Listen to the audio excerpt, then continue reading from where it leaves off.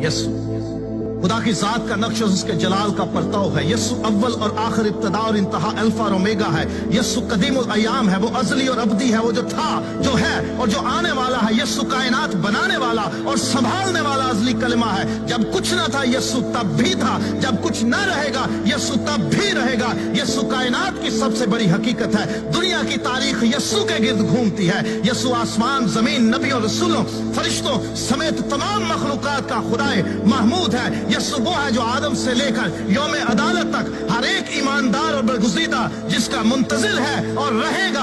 Abraham भी उसके दिनों को देखने का मुंतजिर था, इससे पहले कि अब्राहम था। यसु है। यसु बादशाहों का बादशाह, खुदामंदों का खुदामंद है। यसु जलाल और हशमत, कुदरत, दौलत, हिकमत, ताकत, इज्जत, शुक्र, तमजीद, परस्तिश और हम्द के लायक खुदा है। दुनिया में कोई ऐसा तराजू नहीं जो यसु की कुदरत, इख्तियार और अजहद भारी जलाल को तोल सके। दुनिया में कोई ऐसा पैमाना नहीं जो यसु की मोहब्बत, रहम, करम और तर्ज की हदों को माप सके। दुनिया में कोई हस्ती ऐसी नहीं जो उसके ख्याल और इरादे को परख सके। दुनिया में कोई नहीं जो उस पर गुनाह साबित कर सके। यसु खुदा का बेटा है, वो गुनाहगारों का निजात दहिंदा है, वो लासानी है, उसके जैसा ना कोई था, ना है और ना होगा। वो कमजोरों की ताकत, गरीब, यतीम और बेवा के हक का मुहाफिज है। यसु आजमाइश में फंसे हुओं का मुस्तैद मददगार है। वो तो आग की भट्टी में इलाहजादे की सूरत उतर जाता और बचा लेता है। वो बीमारों को शिफा देता, अंधों को आंखें देता, गूंगे बहरों को बोलने सुनने की ताकत देता, लंगड़ों को चलाता, मफलूजों को बहाल करता, बदरूहों को निकालता, कोड़ियों को पाक करता और मुर्दे जिंदा करता है। वो कहे तो पानी मैं बन जाता है, वो हुक्म दे तो समुंदर, तूफान, आंधियां थम जाते हैं। वो कहे तो दरख्त और पहाड़ जगह छोड़ दे।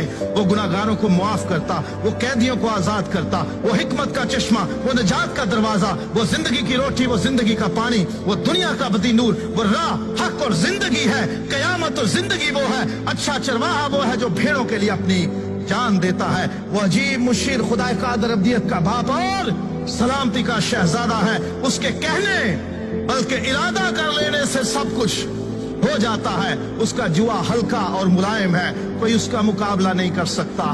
कोई उसका वजूद, उसका ख्याल और उसका नक्श मिटा नहीं सकता। उसे कायम रहने के लिए किसी की जरूरत नहीं, लेकिन कायनात उसके बगैर कायम नहीं रह सकती।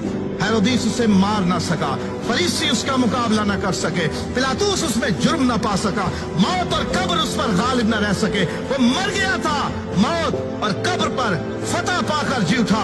उसने इब्लीस के सर को कुचला और उसके कामों को मिटाया। वही है जो सबको आखिरी दिन फिर जिंदा करेगा। वही है जो जिंदों और मुर्दों की अदालत करने को आएगा।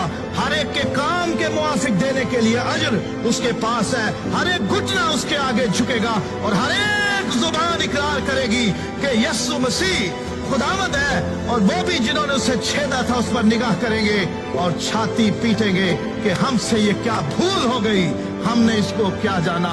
दुनिया की जुबानों में, दुनिया की किताबों में, आलिमों के ज़हनों में कोई लफ्ज ऐसा नहीं कि जो यीशु की शान को पूरे तौर पर बयान कर सके।